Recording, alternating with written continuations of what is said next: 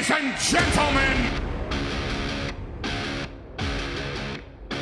my name is Paul Heyman, reigning, defending Brock Lesnar!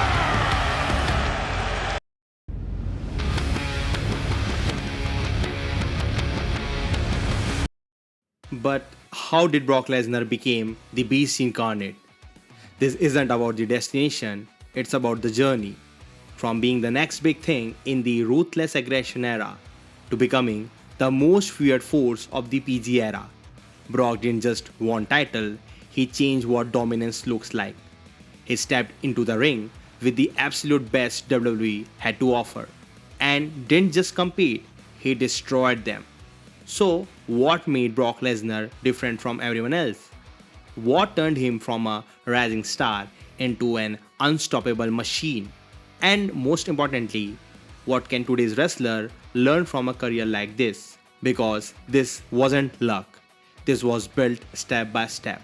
So, let's break it down and uncover the real reason how Brock Lesnar became the Beast Incarnate.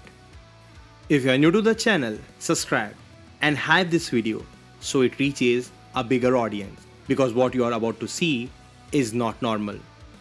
Brock Lesnar, an athlete capable of doing things that don't make sense.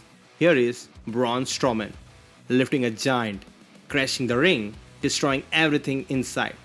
Now look at Ricochet, flying from the top rope, pulling off moves that looks unreal. Power and precision, strength and speed. Now imagine combining both. What do you get? The next big thing. A man who can lift like a monster and move like an athlete, carrying insane power with effortless agility. Not just built in a gym, but forged on a farm. A physical specimen, built different. But here's the truth, it wasn't just the athleticism that made Brock Lesnar stand out. It was something deeper, something most people ignore. Because this journey wasn't easy. It wasn't handed to him, and it wasn't built on others. This was built on discipline, on sacrifice, on a mindset that refused to break. And that is where the real story begins.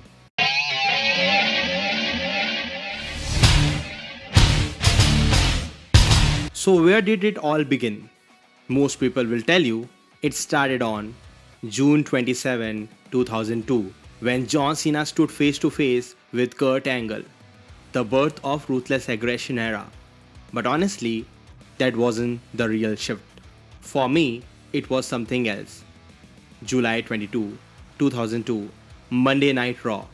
The biggest draw in WWE, the People's Champion, The Rock, finishes his promo and walks up to the ramp. And then, he crosses paths with a man who didn't look normal. Brock Lesnar. No words, no long segment, just presence. And that moment felt different.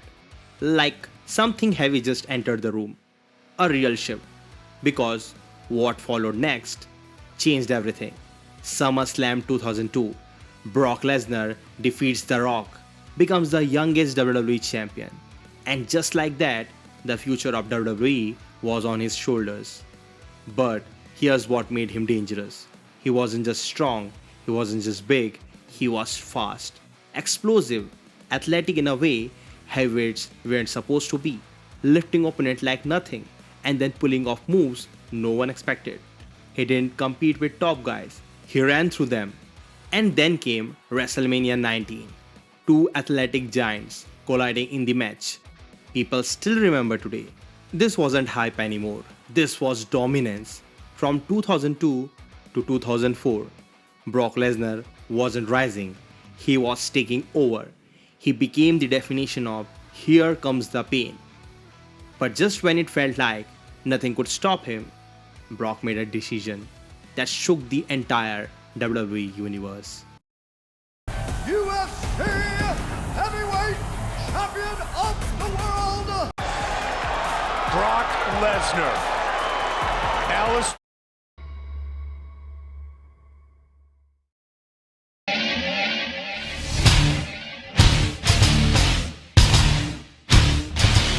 I'm not a superstar. I'm an ass kicker. John Cena standing in the center of the ring. Everything feels normal until that guitar riff hits and the arena explodes. He's back, but not the same. Not the next big thing anymore. This was something else, something darker, something more dangerous. The Beast. He stepped into the ring.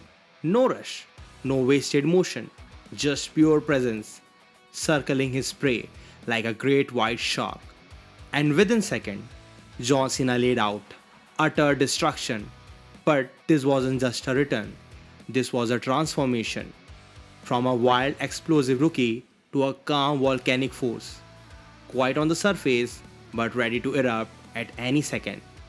And one thing never changed: the intensity. If anything, it got worse, was now. He wasn't proving himself anymore. He already knew what he was capable of. And so did everyone else. Brock didn't just wrestle often, but when he did, it felt like a fight.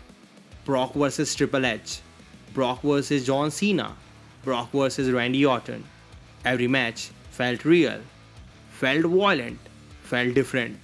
And then came a number 16, something so deeply etched in wrestling history. By this point, he wasn't just a returning star, he wasn't even just a top guy.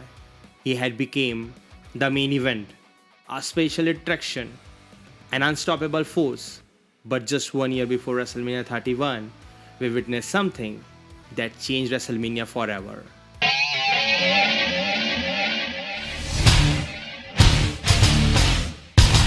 There was a time when one thing in WWE felt untouchable, unbeatable: the streak. WrestleMania, the grandest stage of them all, where legends are made. But for one man, it became something more. The Undertaker. Year after year, he walked into WrestleMania and walked out undefeated. Icons fall. Hall of Famers, legends, all tried, all failed. Because the streak wasn't just a record, it was a myth, a legacy, something people believed would never end. And then, WrestleMania 30. Brock Lesnar steps into the ring, not chasing glory, but ready to do the unthinkable.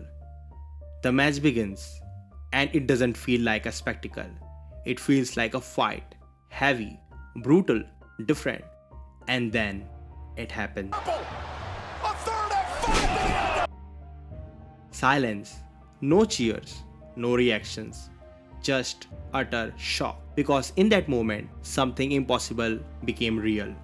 The streak was over, 21-1.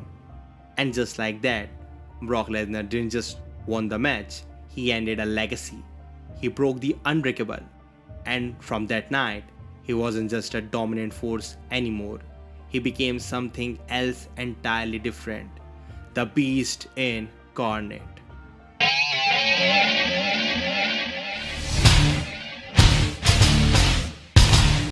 Dominance isn't just about winning, it's about what you leave behind.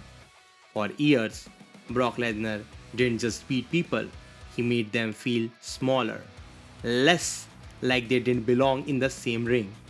That was his power. But here's the part: most people ignore this. True dominance is proven when you can elevate others, because anyone can take the spotlight, but very few know when to pass it. Think about it. Roman Reigns, from being questioned to standing across Brock Lesnar again and again, and each time the spotlight got bigger, the stakes got higher, until Roman didn't just share the ring, he owned it. Then came Seth Rollins, the man who cashed in the middle of a chaos and walked out with everything. Moments like that don't just happen, they are created. And then Cody Rhodes, a story built on redemption, facing the most dominant force to prove he belongs. Because beating Brock Lesnar means something. It changes how people see you. And finally, at WrestleMania 42, a new name, Oba Femi, a new moment, a new future, and Brock Lesnar on the other side.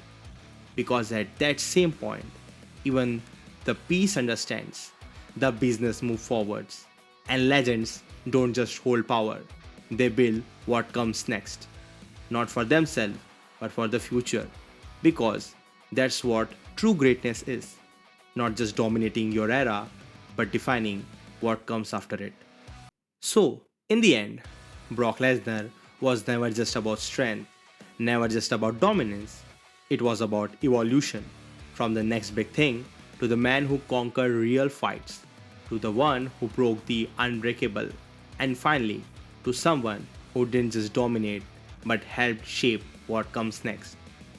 That's what makes him different. That's what makes him the Beast Incarnate. A force that didn't just exist but changed the game forever. And whether he steps inside the ring again or not, one thing is certain, his legacy is untouchable. If you enjoyed this video, make sure to like, subscribe to the channel, and share it with some who lives and breathes wrestling. Because we're just getting started. Tell me in the comments, what moment, in your opinion, made Brock Lesnar truly unstoppable? And I'll see you in the next one. Until then, keep wrestling.